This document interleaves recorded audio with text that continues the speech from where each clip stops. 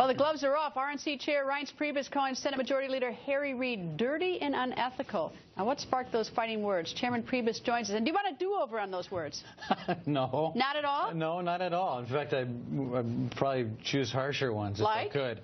Well, look, I mean, the guy has a pattern of behavior. I mean, look, in 2006, he was accused of similar conduct, and he apologized for it, of using his own office to conduct and put together opposition research books against his opponents, and he apologized for that. He said Romney didn't actually pay any taxes. That was false. Here's a guy who paid his granddaughter money out of a campaign account. Now he's using a government website to post partisan attacks against the Koch brothers and Republicans, and using a government Twitter account to do the same thing. Okay, first of all, do you think that he's, I mean, not that this necessarily, excuse me, but do you think he's actually doing it, or a staffer? It doesn't, I mean... I know, but do you think he's actually doing it? I think it makes it even worse. He spoke on, I heard him say things on the floor that are pretty vicious, but do you really think that he did the Twitter account? But that makes it even worse. So let's just say he wasn't doing it. And I don't think he's doing infographics that he's posting on a Twitter account, but it's a federal account.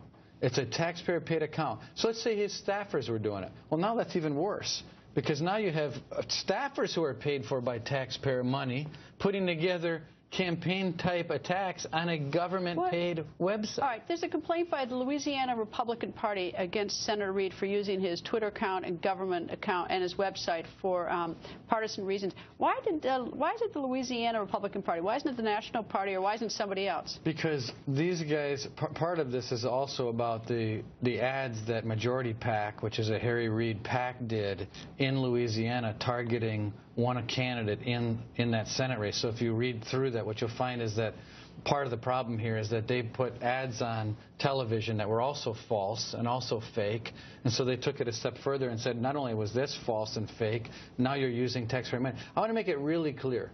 I'm not crying about the fact that somebody's waging political attacks. That's not the issue. I don't care. The fact is, though, he's waging political attacks on a taxpayer-funded account. You know what I don't like? His campaign paid $17,000 to his granddaughter to buy holiday gifts, and I assume for staffers or not, for volunteers or somebody. But when the campaign filed their annual report of the year, they said they paid the money to Ryan Elizabeth of Berkeley. Her real name is Ryan Elizabeth Reid. They didn't put her name Reid on. And you know what I thought? You know what? When they didn't put her whole name on, I thought now that's been referred to the FEC, but I thought, you know, why are you hiding that? They do that so that when people research these reports that are online, you can't find out that there's a connection. He also said that was all he paid her. Turns out, well, he said, this is all I ever did. Turns out a week later, oh, yeah, there was another $17,000 that I paid this person. There's a lot of things about Harry Reid. So what's going to happen? I mean, it gets referred to the Senate committee, but this is the city of no consequences. You can do waste, we can do fraud, you can do whatever you want in this city. Nothing ever happens. But one consequence is at least calling it out. I mean, the fact is we just sit silent. We're not making any money on this. Is the Senate going to call him out on this? Well, he apologized a few years ago when he did the same thing. For using the Twitter account and the government website for partisan reasons, which is the subject of this complaint. It's been sent to the Senate Ethics Committee. Do you expect the Senate Ethics Committee to do anything? I think that they'll look at it, but I think ultimately he's going to have to account for it, just like he did on the campaign contributions, which he came off for. But it's never any consequences. But the FEC is investigating that. I agree with you, but here's the thing. In this town, as you say, there's people's opinion on the average person, average politician isn't very high.